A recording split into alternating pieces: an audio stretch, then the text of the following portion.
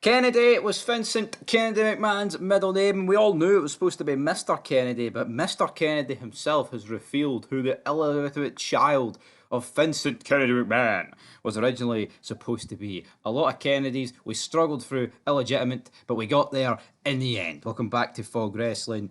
Night of Champions starts when this, probably by the time this video uploads in about half an hour. Who knows what craziness is going to go down, but he was doing his Mic Check podcast, Mr. Kennedy, and he talked about the Vince McMahon illegitimate son storyline from 2007. Anderson confirmed that he was the original pick to be Vince's son. Again, this is nothing we didn't already know, but he went into a lot of detail. And obviously, look at the storylines you were getting in 2007, right? McMahon literally gets into a limo and blows up. Now, obviously, the storyline didn't exactly last a long time, just due to the simple fact is that Chris Benoit went on a mad one. He had the maddest of all weekends, if we're being honest. Less said about that, the better. But if you want to hear more on, well, actually, I was going to say if you want to hear more on it, you can check out our first ever video on this channel. It was in a podcast dedicated to the Chris Benoit family massacre, murder suicide. But what did YouTube go and do? Of course, YouTube went and deleted it.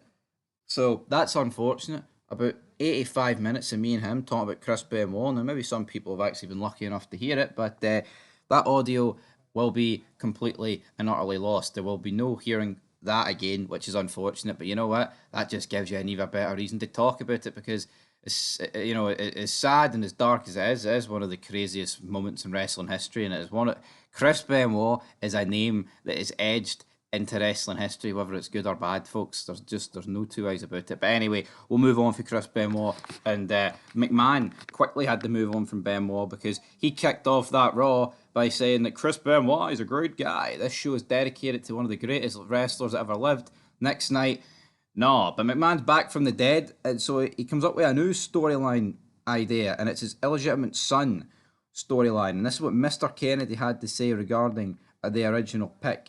And I quote, "Yes, I was. It was presented to me. I remember Stephanie first said, 'Hey, Vince needs to talk to you about something. I think you'll really like it.' And then, I talked to Vince and he pitched this whole, it's going to be a long storyline. I'm looking for any illegitimate son or child, as it were. We're going to do an investigation and then we're going to find it." Vince said, I don't know where it goes from there. We'll see. It could be, it could be a last couple of months. It could last a year. Who knows? And it ended up going over a year, right? With Hornswoggle, he was the only one. He was the answer, right? Like, it wasn't going to be me. It had to be Hornswoggle. End of quote. Obviously, man, everyone knows who Hornswoggle is. The wee Diddy man, the leprechaun. He was like, what, 4 feet? 3.5 feet? Now, this was actually during a podcast that he did with Chris Benoit. Oh, no, he didn't do it with Chris Benoit or Eddie Guerrero, because obviously they're both dead. But he did it talking about those two, and this obviously got him in. Must have been talking about the year 2007 and obviously what came after it. But it is interesting that Mr. Kennedy was going to get this, but then, of course, we all know what happened. With Mr. Kennedy, the whole... his career just completely went off a cliff, man. He could have very easily got this, but obviously dropping Randy Orton on his head was the end for Mr. Kennedy as we knew him. And then he went to TNA, and I thought he had a decent TNA career. Ken Anderson, that couple of great matches against Kurt Angle in the steel cage. He was a member of Aces and Eights, which was always pretty good. I love Aces and Eights, to be honest. See, I think TNA had great factions, man. Aces and Eights, Team Canada, Fortune, Immortal, Main Event Mafia probably being the favourite. Some great ass factions. There was some shite ones, undoubtedly, but yeah, not everything in wrestling's designed to be perfect, folks, at the end of the day. But yeah, that will wrap up this video here. But before we go, what's your thoughts on Chris Benoit, Amy? Icon.